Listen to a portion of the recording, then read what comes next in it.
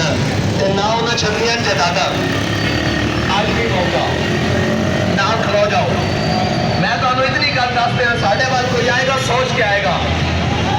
साडी मसीत भी बंद कराने कोई नहीं आता, ना सानू कोई आखना आता भाई वक्फा पाओ। उन्होंने पता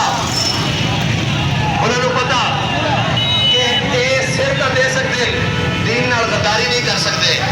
अज भी तुहाडे कोल मौका, साढ़े नाल खड़े हो जाओ। किस्तां भी बन जाएगियां, किस्तां बच भी जाएगियां, सारा कुछ बच जाएगा। वरना सब कुछ लुटा बैठोगे, सब कुछ लुटा बैठोगे। वरना सब कुछ लुटा बैठोगे, तुहानू पता ही नहीं लगेगा कि तुहाडे नाल अगे हाथ की कर गए। साढ़े कोल तकलीफ की है जी, की तकलीफ है? एक कोई गल नहीं, साड़ी ये गल नहीं मनते। सच्ची गल होवे तो क्यों नहीं मनते?